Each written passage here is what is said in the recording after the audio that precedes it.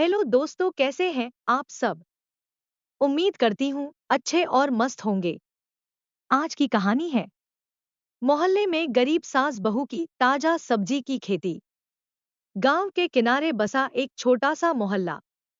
वहां की गलियों में सुबह के समय हलचल होती, क्योंकि लोग अपने दिन की शुरुआत के लिए बाजार की ओर जाते।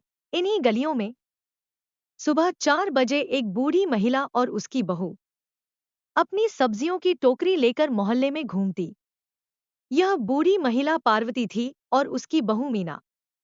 दोनों ही गरीब थीं, लेकिन उनके हौसले अमीर थे। पार्वती लगभग 60 साल की थी। उनके पति का देहांत कई साल पहले हो चुका था। उनका बेटा रमेश, जो घर का एकमात्र सहारा था, एक दुर्घटना में चल बसा। तब मीना गर्भवती थी और परिवार के पास न तो कोई स्थायी आय थी और न ही ज्यादा संपत्ति।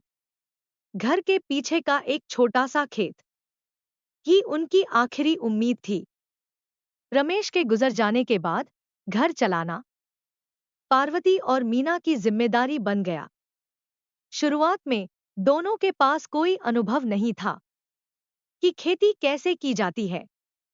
पार्वती ने अपने अनुभव और गांव के बुजुर्गों की सलाह से सब्जी उगाने का काम शुरू किया। मीना ने अपनी सास का पूरा साथ दिया।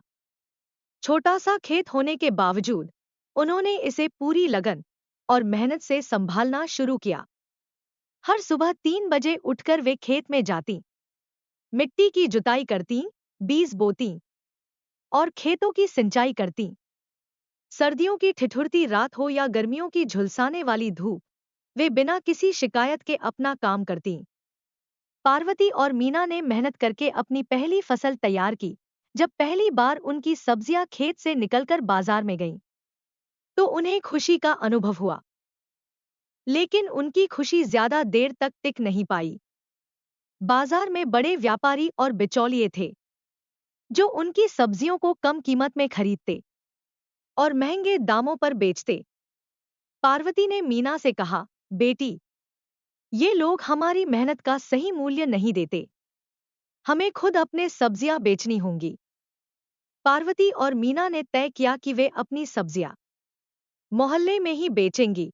इससे न केवल उन्हें उचित कीमत मिलेगी, बल्कि वे अपने ग्राहकों के साथ व्यक्तिगत संबंध भी बना पाएंगी। सुबह 4 बजे, जब पूरा मोहल्ला सो रहा होता, पार्वती और मीना ताजी सब्जियां लेकर निकलती। उनके पास ताजा पालक, मटर, टमाटर, लौकी और बैंगन जैसी सब्जियां होती। उन्होंने ग्राहकों के साथ ईमानदारी और विनम्रता का व्यवहार किया। यही कारण था कि लोग उनकी सब्जियां खरीदने लगे। अब उनकी आमदनी बढ़ने लगी थी। उन्होंने अपने बेटे की पढ़ाई के लिए पैसे जमा करना शुरू कर दिया। मीना ने महसूस किया कि गांव के कई बच्चे पढ़ाई से वंचित थे।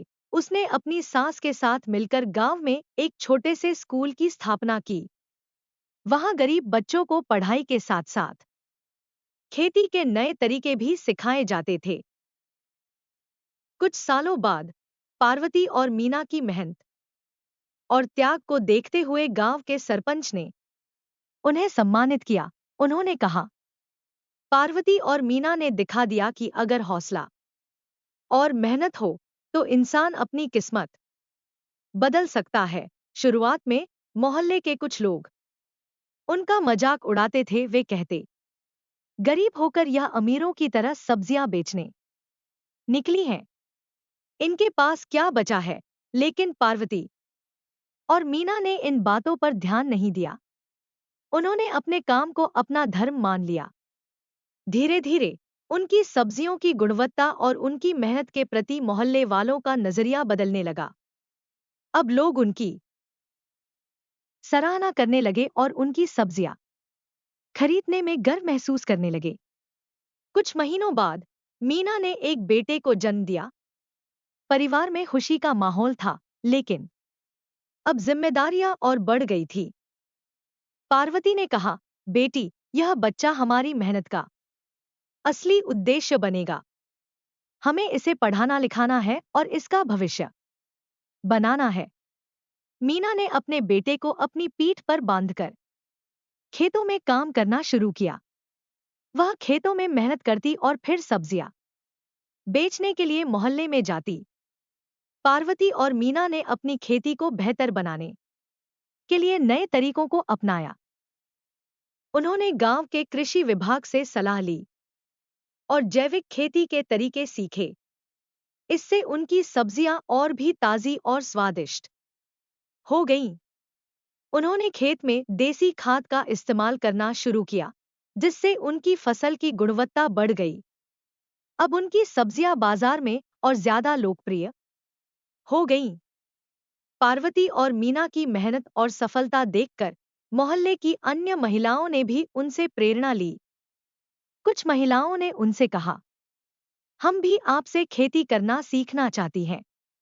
आप हमें भी अपने साथ काम पर ले लीजिए। पार्वती ने खुश होकर कहा, हम सबको साथ लेकर चलेंगे। अगर हम सब मिलकर काम करेंगे तो हमारी मेहनत का फल और भी बड़ा होगा। पार्वती और मीना ने अपनी खेती को एक छोटे व्यापार में बदल दिया। उन्होंने आसपास के गांवों में भी अपनी सब्जियां बेचना शुरू कर दिया। इसके लिए उन्होंने एक छोटी सी बैलगाड़ी खरीदी, जिससे उनकी सब्जियां दूर दूर तक पहुंचने लगी। अंशु की सफलता ने परिवार की आर्थिक स्थिति को स्थिरता दी, लेकिन पार्वती और मीना ने अपना पुराना काम नहीं छोड़ा। उनके लिए खेती और सब्जियां बेचना केवल एक आय का साधन नहीं, बल्कि उनकी पहचान बन चुका था। अंशु ने अपनी माँ और दादी से कहा, अब आप लोग आराम करें, यह सब छोड़ दीजिए। लेकिन पार्वती ने मुस्कुराकर उत्तर दिया, बेटा, यह खेत हमारा जीवन है। जब तक हम इसमें मेहनत करेंगे, हम खुश रहेंगे। अंशु के कृषि केंद्र ने न केवल पार्वती और मीना की मदद की, बल्कि गांव के अन्य किसानों को भी नई तकनीकों और तरीकों से खेती करने की प्रेरणा दी। वह किसानों को जैविक खाद, उन्नत बीज और फसल प्रबंधन के तरीके सिखाने लगा। इसके अलावा उसने एक छोटा कोल्ड स्टोरेज भी बनवाया, जिससे सब्जियां और फल ज्यादा समय तक ताजे रह सकें। पार्वती और मीना ने अपने अनुभवों से गांव की अन्य महिलाओं को खेती और सब्जी बेचने के गुर सिखाए। उन्होंने कहा, हमारी मेहनत का फल तभी पूरा होगा जब यह पूरी बिरादरी खुशहाल होगी। पार्वती और मीना ने मोहल्ले की सोच और माहौल को पूरी तरह बदल दिया। अब जो लोग पहले उनका मजाक उड़ाते थे, वे उनकी तारीफ करते नहीं थकते। यहाँ तक कि उनकी कहानी सुनने दूर दूर से लोग आने लगे। मोहल्ले की अन्य महिलाएं भी अब आत्मनिर्भर बनने की कोशिश कर रही थी।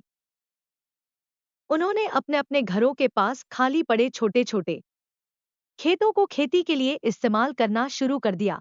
कुछ महिलाएं अब ताजी सब्जियां उगाकर अपनी आजीविका चलाने लगी थी। एक दिन अंशु ने गांव के पंचायत भवन में एक बड़ा कार्यक्रम आयोजित किया। इस कार्यक्रम में उसने अपनी मां और दादी को सभी गांव वालों के सामने सम्मानित किया। उसने कहा, आज जो कुछ भी मैं हूं, वह मेरी मां और दादी की वजह से हूं। उनकी मेहनत और त्याग ने मुझे यह सिखाया कि कोई भी काम छोटा नहीं होता। मेहनत और लगन से हर सपना पूरा किया जा सकता है। पार्वती की आंखों में आंसू थे। उसने मीना का हाथ थाम कर कहा, बेटी, आज हमारा सपना सच हो गया। हमारा अंशु न केवल हमारा नाम रोशन कर रहा है, बल्कि इस गांव का भी नाम ऊंचा कर रहा है। अंशु ने अपने गांव को एक मॉडल गांव में बदलने का बीड़ा उठाया। उसने अपने कृषि केंद्र को और बड़ा किया और वहां किसानों के लिए मुफ्त प्रशिक्षण कार्यक्रम शुरू किए। उसने गांव में एक स्वास्थ्य केंद्र भी बनवाया, ताकि सभी को बेहतर स्वास्थ्य सेवाएं मिल सकें। पार्वती और मीना की खेती अब केवल एक व्यवसाय नहीं थी, वह गांव की आत्मा बन चुकी थी। उनकी मेहनत और संघर्ष की कहानी ने न केवल गांव, बल्कि आसपास के इलाकों के लोगों को भी प्रेरणा दी। पार्वती और मीना ने अपने जीवन को सरल रखा। उन्होंने कभी भी धन दौलत को अपने जीवन का लक्ष्य नहीं बनाया। उनके लिए उनका खेत और उनकी ताजी सब्जियां ही सबसे बड़ी पूंजी थी।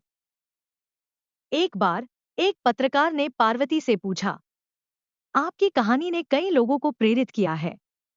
आपको सबसे ज्यादा गर्व किस बात पर है? पार्वती ने मुस्कुराकर कहा, मुझे गर्व इस बात का है कि मैंने अपनी बहू के साथ मिलकर कठिन समय में हार नहीं मानी। हमने अपनी मेहनत और सच्चाई से अपने परिवार और समाज को कुछ बेहतर देने की कोशिश की। कुछ सालों बाद पार्वती ने अपनी अंतिम सांस ली, लेकिन जाते जाते उसने अपनी बहू और पोते को यह वचन दिया कि वे इस खेत और उसके मूल्यों को कभी नहीं छोड़ेंगे। मीना ने यह वादा किया कि वह अपनी सास के सपनों को और आगे ले जाएगी। अंशु बड़ा होकर एक इंजीनियर बन गया। उसने अपनी माँ और दादी की मेहनत को देखकर सीखा कि जिंदगी में कुछ भी असंभव नहीं है। उसने अपने गांव में एक बड़ा कृषि केंद्र खोला, जहां किसानों को आधुनिक खेती के तरीके सिखाए जाते थे। अंशु ने अपनी माँ और दादी के बलिदान को हमेशा याद रखा। उसने अपने बच्चों को भी मेहनत और ईमानदारी के महत्व को सिखाया। उसकी बेटी ने भी कृषि विज्ञान में पढ़ाई की और आधुनिक तकनीकों से खेती को और बेहतर बनाने में जुट गई। मेहनत का कोई विकल्प नहीं है। पार्वती और मीना की कहानी सिखाती है कि कठिन परिस्थितियों में भी मेहनत और ईमानदारी से इंसान अपनी किस्मत बदल सकता है। परिवार का महत्व, सास बहू का आपसी समर्थन और प्रेम इस कहानी का मुख्य आधार है। सकारात्मक सोच, हर समस्या का समाधान मेहनत और सही दृष्टिकोण से किया जा सकता है। सपनों को साकार करना, जीवन में बड़े सपने देखना और उन्हें साकार करने के लिए संघर्ष करना ही असली सफलता है। पार्वती और मीना की कहानी केवल एक गरीब परिवार की कहानी नहीं है, बल्कि यह हर उस इंसान के लिए प्रेरणा है जो कठिनाइयों से घबराकर अपने सपनों को छोड़ देता है। यह कहानी बताती है कि चाहे परिस्थिति कितनी भी कठिन क्यों न हो, अगर इंसान अपने हौसले और मेहनत के साथ आगे बढ़े, तो सफलता उसके कदम जरूर चूमेगी। प्यारे दोस्तों, यह कहानी यहीं पर समाप्त होती है। आपको यह कहानी कैसी लगी? कमेंट बॉक्स में जरूर बताएं। अगर आपको हमारी ये कहानी पसंद आई हो, तो कृपया हमारे वीडियो को लाइक, शेयर और चैनल को प्लीज सब्सक्राइब जरूर कर लें। इससे हमें मोटिवेशन मिलता है और आप तक ऐसी ही मजेदार कहानियां सबसे पहले पहुंचती रहेगी। प्यारे दोस्तों, नमस्कार।